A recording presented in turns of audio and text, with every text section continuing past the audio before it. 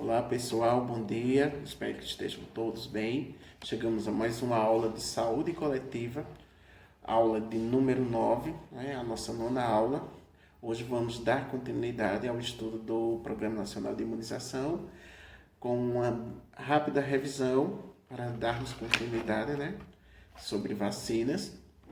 O Programa Nacional de Imunização, criado em 1973, com a finalidade de integrar e ampliar as atividades de imunizações distribuídas em diferentes programas, visando dois objetivos, que é estabelecer as linhas gerais para a administração dos imunobiológicos das redes de saúde, como também padronizar e disciplinar critérios e técnicas de administração de vacinas, como também soros. As vacinas são produzidas com bactérias ou vírus mortos ou enfraquecidos, atenuados. Ao entrar no corpo do ser humano, ela provoca uma reação de imunização, produzindo anticorpos contra aquela substância e dessa forma, ela prepara o organismo em caso de infecção por este agente patogênico, de defesa, do sistema de defesa, onde começa a agir no nosso organismo a autodefesa. As vacinas, elas podem ser vivas, existem vários tipos de vacina, elas podem ser vivas através de organismos vivos atenuados, podem ser mortas e podem ser inativadas. O Programa Nacional de Imunização é de responsabilidade do Ministério, e das secretarias estaduais de saúde, como também a Secretaria de Saúde do Estado, através do Centro de Vigilância Epidemiológica, revisar periodicamente e publicar as normas técnicas do Programa Nacional de Imunização. Lembre que eu falei que sempre, quando tem mudanças, o Ministério, juntamente com o Programa Nacional de Imunização, informa através de normas técnicas sobre as alterações, sobre como deve ser administrado as vacinas. Quando uma vacina é introduzida no calendário vacinal também, ela é publicada e junto com essa publicação vem as normas técnicas para elaboração tanto no manuseio como na administração dos medicamentos. O programa PNI, ele passa por uma avaliação de eficácia, certo? E ele conseguiu, ao longo da sua jornada, erradicar e controlar algumas doenças que é incidente, essas doenças de incidência, como, por exemplo, a varíola e a poliomielite, que estão erradicadas no Brasil, como também o tétano neonatal, onde diminuiu a mortalidade causada por tuberculose na infância, e estão sob controle. Há umas considerações sobre os imunobiológicos, como as vacinas podem ser formadas por vírus vivos atenuados, inativados, bactérias mortas e toxoide tetânico ou diftérico. Pode-se colocar na vacina conservantes e antibióticos para evitar o crescimento de fungos e bactérias, que são os compostos de alumínios, que podem aumentar pode aumentar o poder imunizante. Existem diferenças entre a vacina e também outra de acordo com a composição. Sempre existe essa diferença entre uma vacina e outra de acordo com a composição. A BCG, que é uma vacina contra a tuberculose, ela é liofilizada, tá? Ela necessita de uma reconstrução com água destilada para ser administrada. A DTP é uma tríplice bacteriana associada a um toxoide, diftérico e tetânico, com a Bordetella pertussis, e que imuniza contra o tétano e a difteria coqueluche. A ADT, a dupla infantil, e a ADT duplo adulto, tipo adulto, possui a mesma quantidade de toxoide tetânico e menor quantidade de toxoide difterico contidas nas vacinas da DTP. A poliomielite contém 3 tipos de polivírus atenuados e imuniza contra a paralisia infantil. O sarampo contém vírus vivos atenuados e a tríplice viral contém vírus vivos atenuados da cachumba, rubéola e sarampo. A hepatite B contém um antígeno, né, de superfície do vírus da hepatite com um adjuvante de hidróxido de alumínio, devendo ser administrado sempre 0,5 ml para menor de 1 ano. E pessoas de 1 ano a 20 anos de idade deve ser administrado 1 ml para maiores de 20 anos. Ou seja, eu me equivoquei aqui, falei 0,5 para pessoas menores de 1 ano e até 20 anos. Quando a pessoa tem mais de 20 anos, deve ser administrado 1 ml. Há algumas situações especiais. Na vigência, quer dizer, do surto epidêmico, em creches, escolas, instituições, ou epidemias municipais, estaduais ou nacionais, de doenças abrangidas pelo PNI, pode-se desencadear algumas medidas de controle, tais como a vacinação em massa dessa população-alvo, em que não se precisa ser implícitas nas normas de vacinação ou faixa etária da dose. É feita em massa para erradicar aquela epidemia. Nos programas de imunização também existem as campanhas ou intensificação das vacinas, que são estratégias que visam o controle das doenças de maneira intensiva e a extensão da cobertura vacinal para complementação da vacina, do serviço da vacina, né, de rotina, e a vacina do escolar, estudante, que permite a atualização do esquema vacinal de crianças, adolescentes, adultos e entre outros.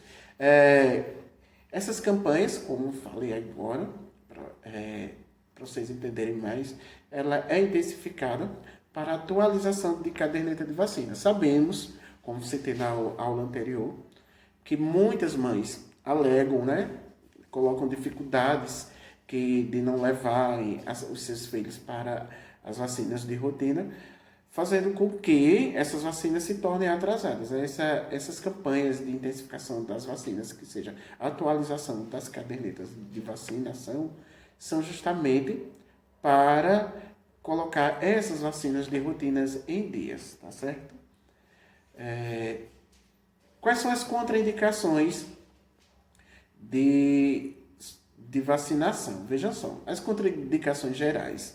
Geralmente, as vacinas de bactérias atenuadas ou vírus vivos atenuadas, em princípio, não devem ser administradas a pessoas que estejam com imunodeficiência congênita ou adquirida, que estejam acometidas de neoplasias malignas, ou seja, algum tipo de câncer, em tratamento com corticoide, em dose alta, né? Quando o paciente faz o tratamento de corticoide, sobre doses altas, que pode ser submetida a outras terapias imunossupressoras, como quimioterapia, antineoplasias, radioterapias, não devem tomar.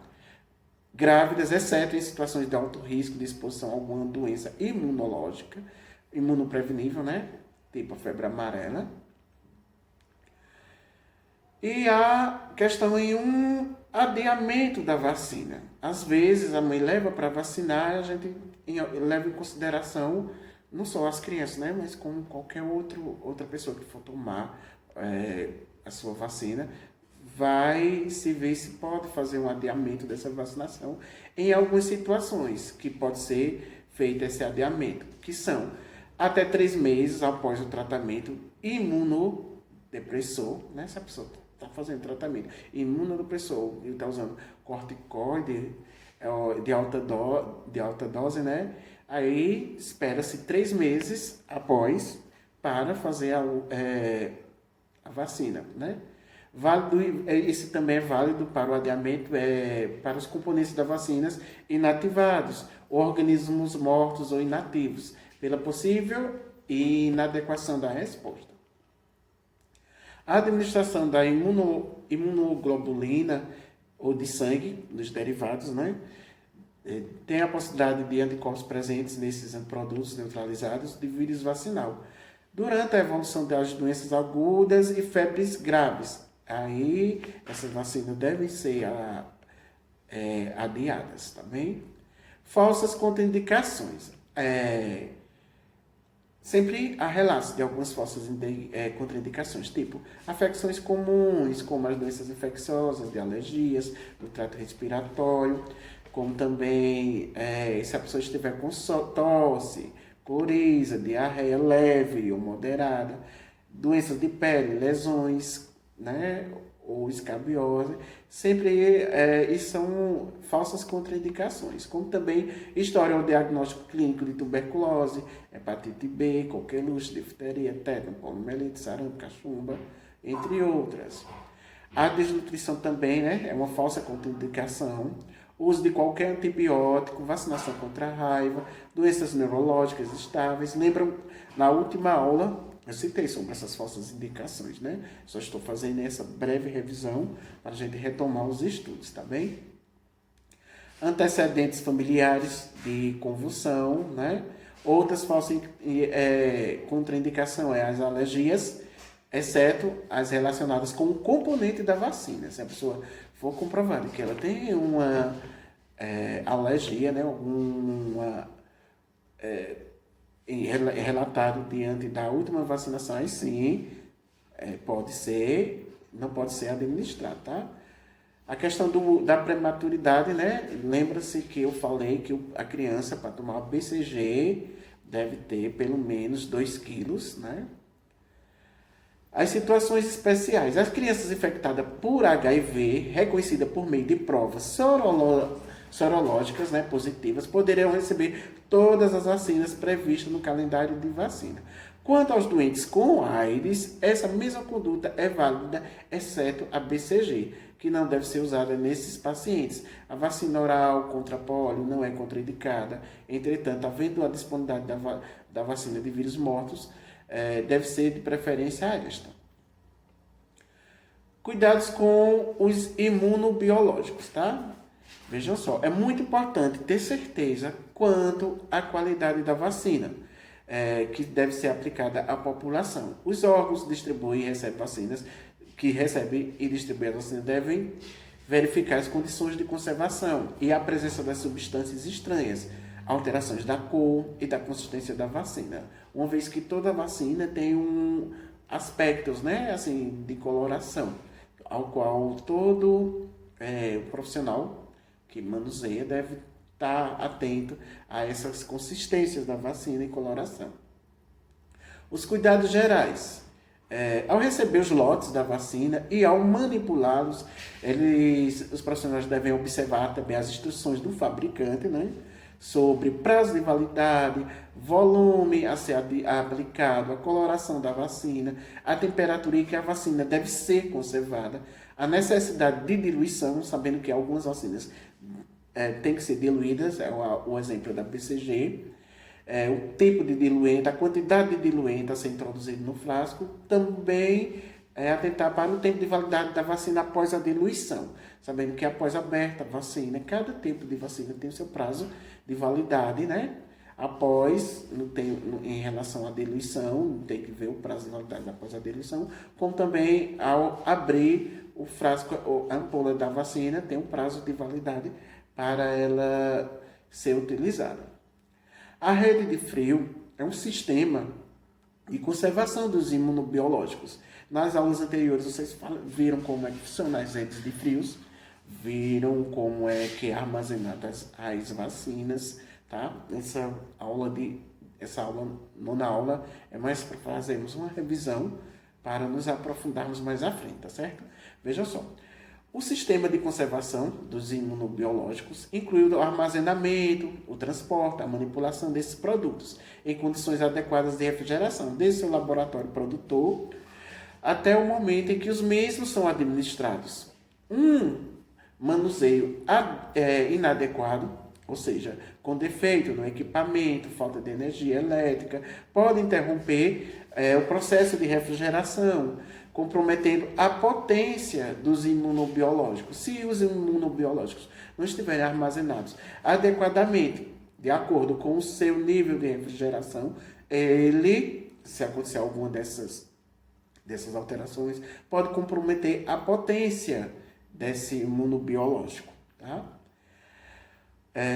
Nos níveis nacional, central, estadual, regional e municipal, o local de vacina, né, deve ser bem equipado, deve existir instalações e equipamentos adequados para o armazenamento e transporte desses imunobiológicos, de um nível para outro, né, desde o nível nacional ao municipal local, tá bem? No nível nacional, central e estadual, são instaladas câmaras frias, né, para conservar as vacinas a menos de 20 graus negativos, freezer de regional e municipal, refrigeradores, deve ser sempre nas conservas de 2 a 8 graus positivos. No nível local, ou seja, nos centros de postos de saúde, PSFs, ou em alguns hospitais que tem um ambulatório que funciona tipo uma rede de atendimento que funciona todas as assistências de pré-natal, imunização, deve-se ter também como conservante a geladeira com essas temperaturas de 2 a 8 graus positivos, e de estoques de um refrigerador que é um refrigerador que é com todos os estoques, e um outro com o de uso diário, certo? Para não ter que estar abrindo as geladeiras constantemente, ou os refrigeradores. Os imunobiológicos que podem ser congelados são as vacinas contra pólio, sarampo, febre amarela, meningite C. E as que não podem ser congeladas são as DTP, DT, BCG, raiva, hepatite e alguns soros. Os procedimentos os procedimentos corretos para a conservação dos imunobiológicos devem ser cuidados gerais, colocar o refrigerador distante de qualquer fonte de calor, estufa, autoclaves, raios solares, nivelado e afastado a 20 centímetros da parede. Sempre atentar, quem for atuar na sala de vacina, lembrar sempre dessa forma que deve ser colocado o refrigerador, certo? Longe de qualquer fonte de calor e principalmente afastado do nível da parede, né, nivelado a 20 centímetros da parede, também. Usar tomada de conexão elétrica exclusiva para o refrigerador, né? Lembra que eu falei na última aula que ninguém não pode ter uma extensão com vários conectores, né? A conexão elétrica deve ser exclusiva só para o refrigerador, evitando assim o uso de alguns benjamins ou similares, que são as extensões, certo? Não utilizar refrigerador, né, de tipo duplex em locais com oscilações de corrente elétrica, porque esse refrigerador, nas condições, não mantém a temperatura exigida, ou seja, devido à separação dos dois compartimentos, né? Tem que ser apenas uma porta para a geladeira. Sempre regular o refrigerador de forma que a temperatura interna permaneça entre 2 a 8 graus positivos, né? Usar refrigeração, o refrigerador único, exclusiva só para imunobiológicos, não permitir que neles sejam guardados medicamentos, materiais de laboratório, material odontológico, alimentos, bebidas, entre outros. A geladeira da sala de vacina é de uso exclusivos para os imunobiológicos. Na sala de vacina também é importante que deva-se ser organizado o refrigerador tipo doméstico, arrumar os imunobiológicos em bandejas perfuradas, tipo porta, né? Porta de talher, de plástico, e nunca em caixas térmicas ou sacos plásticos que impeçam a condução do frio.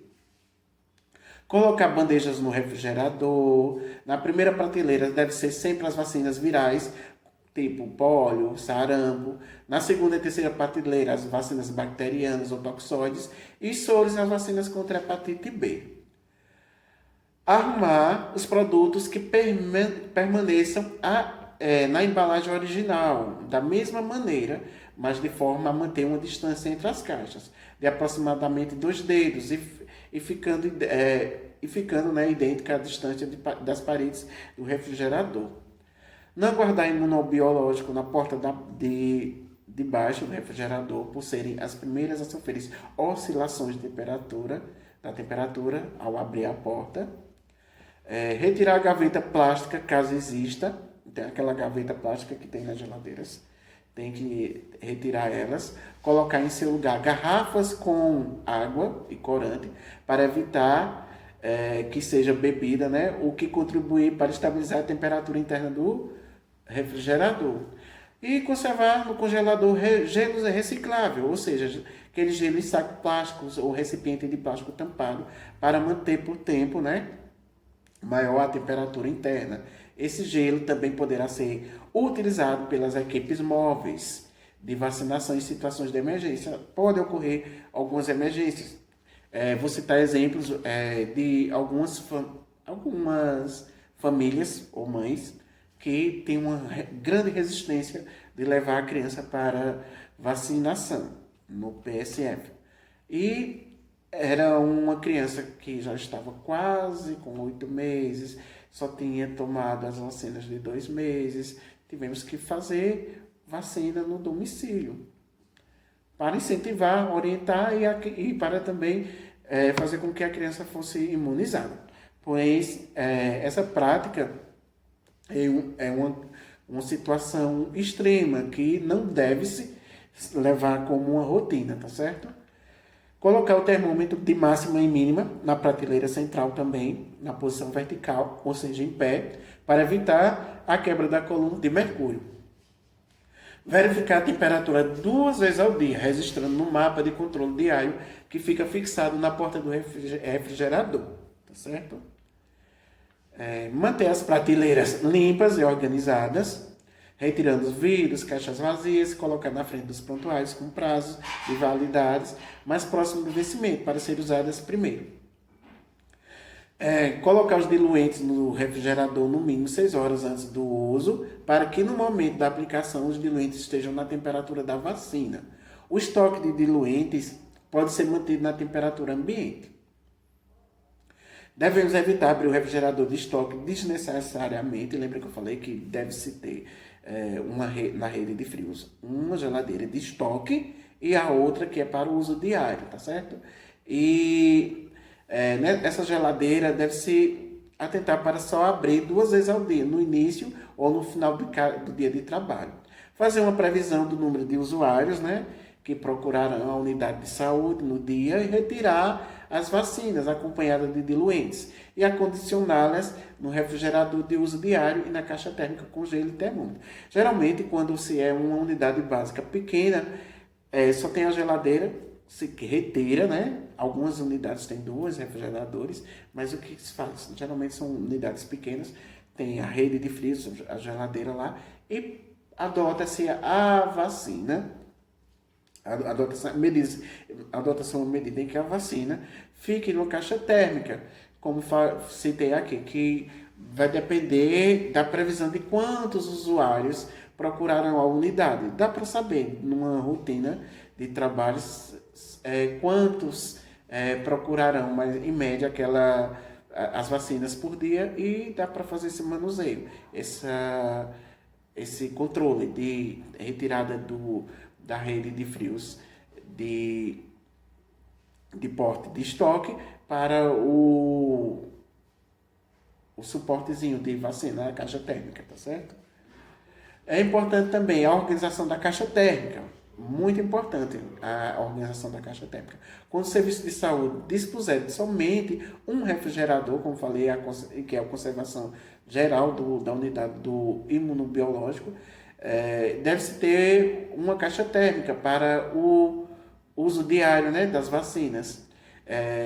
Essa caixa térmica tem que ser do tipo retangular, com tampa ajustada, e evitar usar caixas tipo de kombucha, né?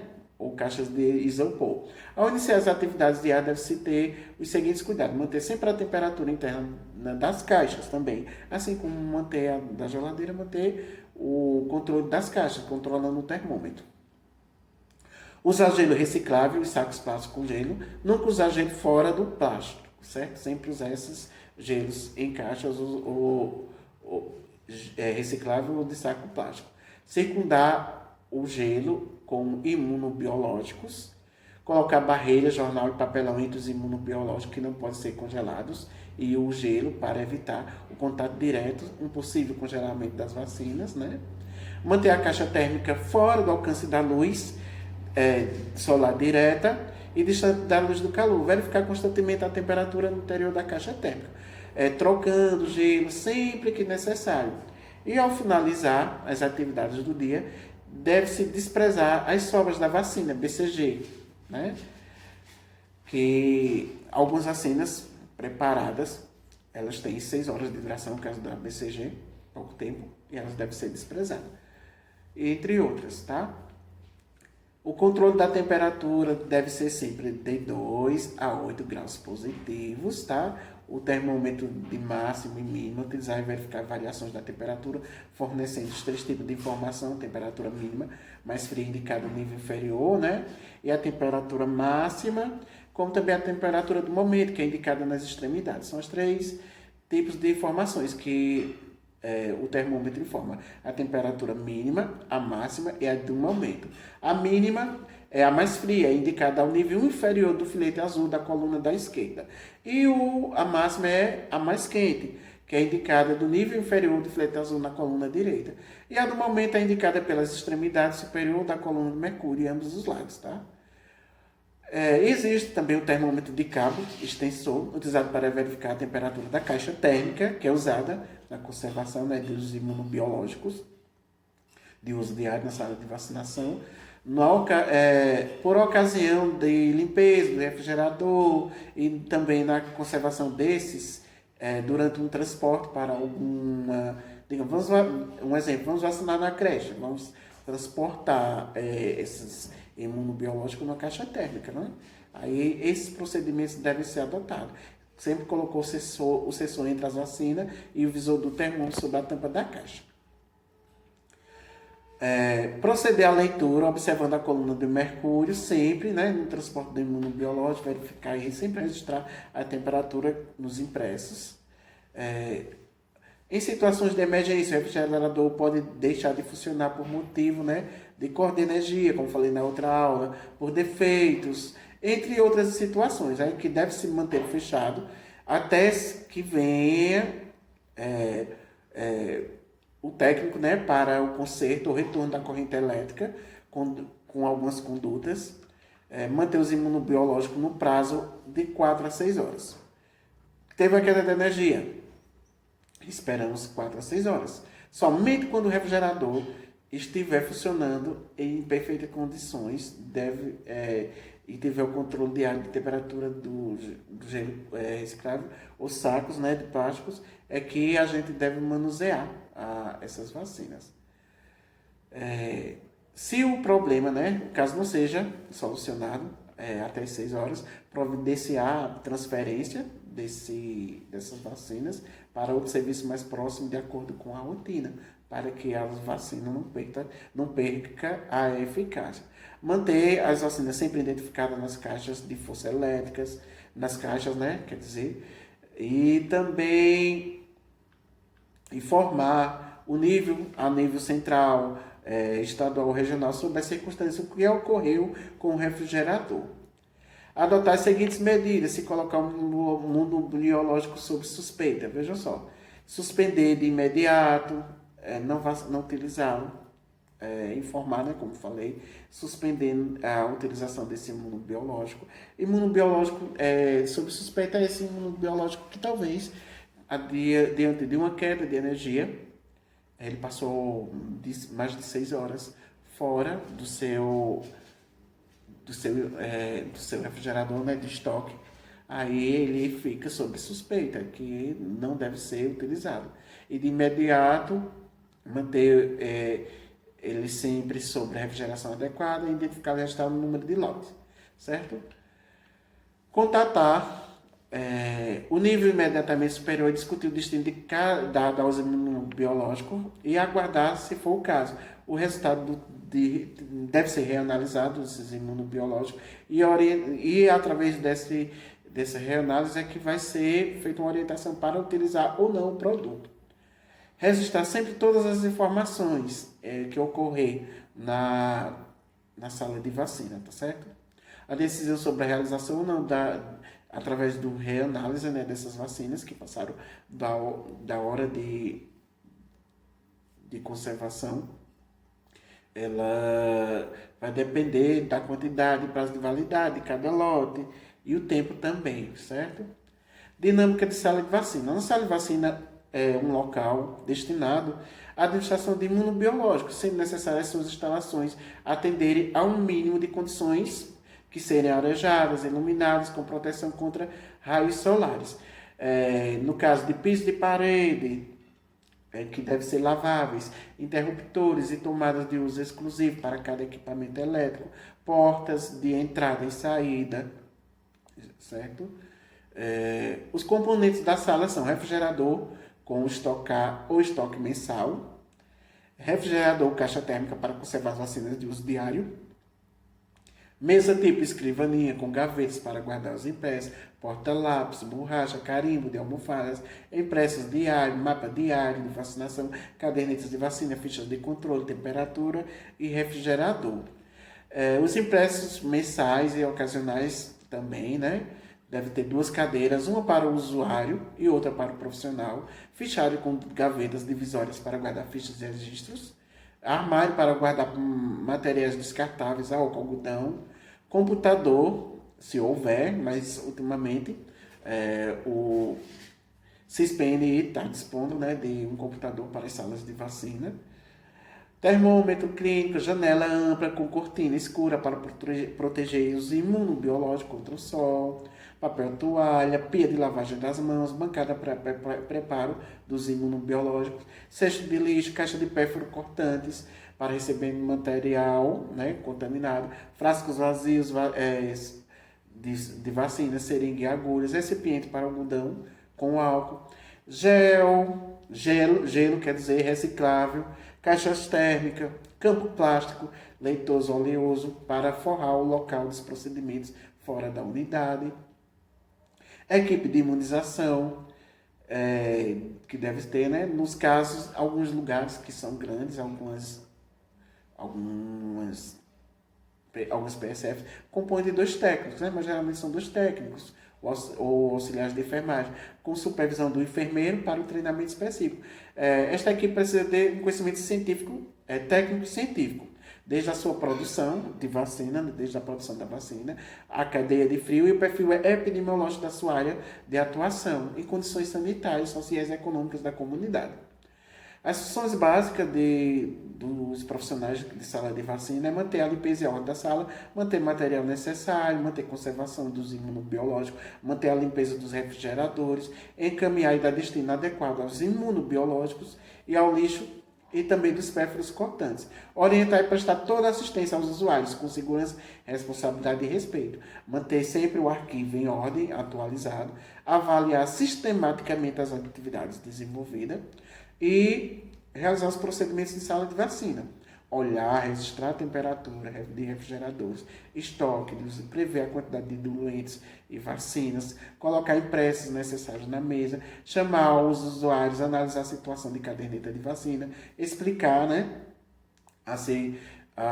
qual a vacina a ser aplicada, possíveis reações, quando for necessário abrir uma nova caderneta de vacinação, observar as condições de saúde da criança, se está com febre, diarreia, etc. Analisar as necessidades de adiar ou não a vacinação. Se estiver com atraso da vacinação, perguntar o motivo de orientar o motivo, né? E orientar sobre a importância do esquema vacinal. Lavar as mãos antes do preparo das vacinas.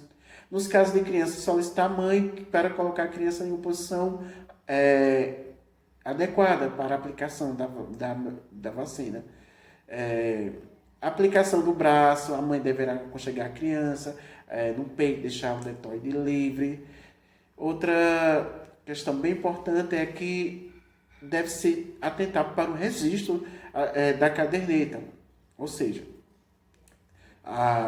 o profissional, né, o técnico de enfermagem deve atentar para o registro adequado e correto da caderneta de vacina, onde na ficha e no mapa diário de vacinação tem todas essas informações, né, de como fazer o preenchimento da ficha do mapa diário, orientar os usuários e o responsável sobre as condutas perante as possíveis reações, orientar o usuário sobre a responsabilidade e a importância da guarda da caderneta de vacina, que é um documento, né, que não deixar que as crianças manipulem para não danificar, não rasgar. E sempre que for ao serviço de saúde, trazer a caderneta de vacina para as próximas imunizações, tá? Caso venha a perder a caderneta de vacinação, procurar a segunda via, no local onde iniciou as vacinas. Toda unidade de saúde, ou seja, PSF, tem uma caderneta, além da caderneta, tem a caderneta, o cartão espelho de vacinação da criança, que essa é a segunda via. Se a criança, por acaso, vem, como eu falei, esse exemplo aqui da perda da caderneta de imunização, ela vai perder o cartão de imunização, ela vai procurar o PSF, juntamente com os agentes comunitários de saúde, para averiguar a situação vacinal e ver aonde está essa segunda via o cartão espelho, para a criança não vir a tomar as outras vacinas, né? Que, no caso, venha a se pronunciar que não tomou essas vacinas anteriormente, tá certo? Vejam só, segue no WhatsApp as atividades, algumas orientações para nós abrangermos mais esses conhecimentos sobre vacinação, tá certo? Estou lá e qualquer dúvida estarei lá no WhatsApp para orientar.